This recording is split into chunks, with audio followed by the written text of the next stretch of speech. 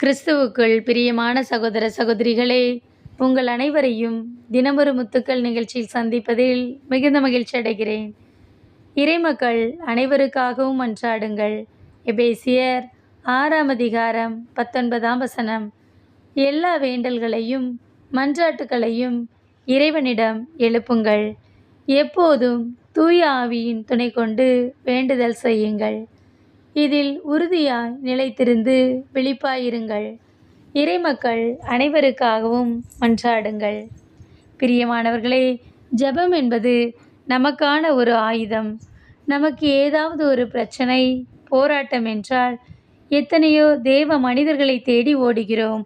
அவர்களிடம் நமக்காக ஜெபிக்க கேட்கிறோம். சரிதான். ஆனாலும் நாமும் பாரத்தோடு நமக்காக, நம் குடும்பத்திற்காக, இறைமக்கள் அனைவருக்காகவும் ஜெபிக்க வேண்டும். நமக்கு எத்தனையோ நண்பர்கள் உண்டு. ஆனால் நமக்கு தேவையான நண்பர்கள் ஜெப நண்பர்களே.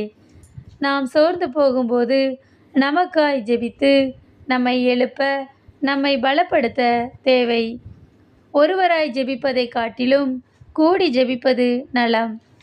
எங்கே 2-3 பேர் என் நாமத்தினால் கூடியிருக்கிறார்களோ அவர்கள் மத்தியில் நான் இருக்கிறேன் என்று இயேசு கூறுகிறார்.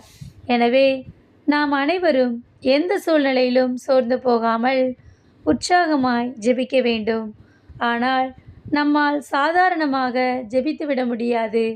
சாத்தான் நமக்குள் சோர்வை கொண்டு வந்து நம்மை எழும்ப விட மாட்டான். ஆனாலும் நாம் அவனை மேற்கொள்ள வேண்டுமென்றால் ஜெபிக்க வேண்டும். வேதத்தில் ஜெபித்து ஜெயம் பெற்றவர்கள் ஏராளம்.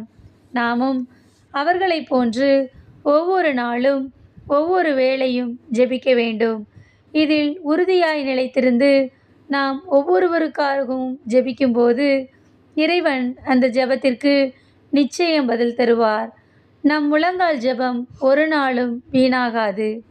அன்பு இறைவா, நாங்கள் எப்போதும் சோர்ந்து போகாமல் விழித்திருந்து ஜெபிக்க எங்களுக்கு உதவி செய்யும் இறைவா.